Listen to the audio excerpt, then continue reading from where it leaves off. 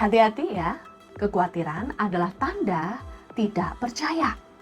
Ya, kekhawatiran itu adalah salah satu efek dari diri seseorang yang tidak mempercayai akan pemeliharaan Tuhan di dalam kehidupannya.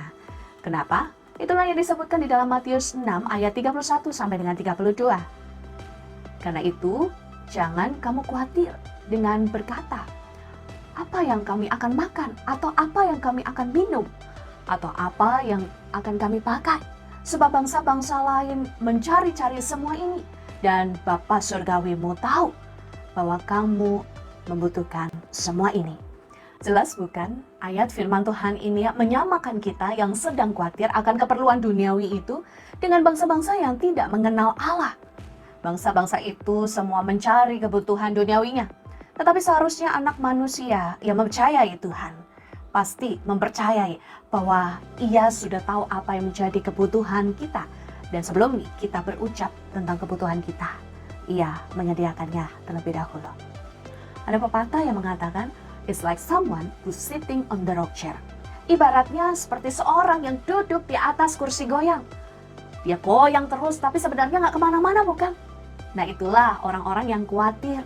Orang-orang yang khawatir itu tidak akan menambah usianya menjadi panjang. Tidak akan ada permasalahan yang selesai karena kekhawatirannya. Tidak akan menjadi seorang yang kaya raya karena kekhawatirannya. Tentu saja tidak. Yang ada justru dia penyakitan. Kenapa? Karena dia terlalu stres, banyak berpikir tentang hal-hal yang negatif.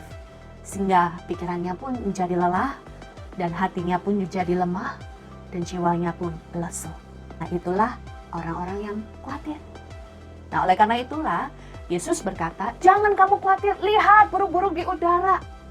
Tidak pernah mencari makan, tetapi Tuhan pelihara. Lihat bunga bakung yang begitu indah. Dia tidak pernah meminta, tetapi Tuhan dandani. Ibaratnya yang burung aja itu tidak memiliki kekekalan. Yang matinya dia tidak akan kembali lagi kepada Sang Pencipta. Dan juga bunga bakung ketika layu mati dibuang ke perapian, begitu saja. Rasakan anak manusia yang kehidupannya begitu berharga, diciptakan segambar dan serupa dengan Allah, dan ia pun juga diberikan keselamatan. Ia tidak dipelihara. Tentu saja kehidupan yang sudah ia berikan dan juga keselamatan yang ia sudah nyatakan untuk setiap kita. Ia pun juga pasti mengingat bagaimana kelanjutan kehidupan kita di bumi ini. Ia pasti memelihara setiap kita. Tetapi sekarang apa yang menjadi kekeliruan kita? Jangan-jangan kita pun juga sering melakukan hal ini. Apa itu? Kita sibuk cari uang. Aduh, jangan-jangan uang saya nggak cukup untuk mencukupkan kebutuhan saya. Jangan-jangan ini dan itu. Kita terlalu cemas dengan kebutuhan-kebutuhan kita. Sampai kita terlupakan dengan satu ayat firman Tuhan yang berkata, tetapi carilah dahulu kerajaan Allah dan kebenarannya, maka semuanya itu akan ditambahkan kepadamu. Nah, ayo sekarang kita mulai koreksi diri kita.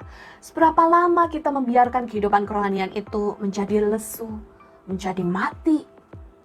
Karena tidak ada cara lain untuk mengusir segala kekhawatiran dan pikiran negatif kita selain kita mengisi kehidupan ini dengan firman Tuhan, mengisi kehidupan relasi kita dengan begitu dekat kepada sumbernya, yaitu Yesus Kristus.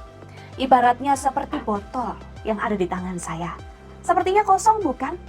Tetapi sebenarnya ada isinya. Apa itu? Udara. Lalu bagaimana cara mengeluarkan udara ini dari botol ini?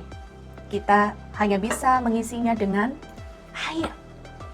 Ya, dengan air. Nah, ketika air itu memenuhi botol ini, air ini akan mengeluarkan udara yang ada di dalam botol ini. Sekarang botol ini sudah penuh dengan air. Nah, begitu juga ketika kita memiliki pikiran yang negatif, kekhawatiran yang ada di dalam hati kita, kita harus mengusirnya dengan pertolongan Roh Kudus melalui firman yang kita isi di dalam kehidupan kita untuk memenuhi langkah kehidupan kita. Semakin kita mempercayai sumber kita, yaitu Yesus Kristus.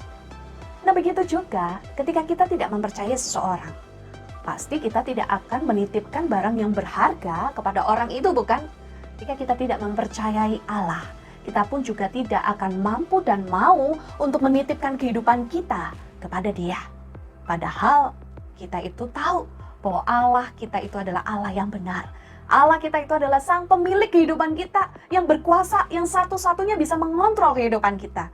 Jadi alangkah anehnya kita ketika kita tidak mempercayai kehidupan kita ini kepada Dia. Oleh karena itu, don't worry about anything and pray about everything. Tuhan memberkati kita. Amin.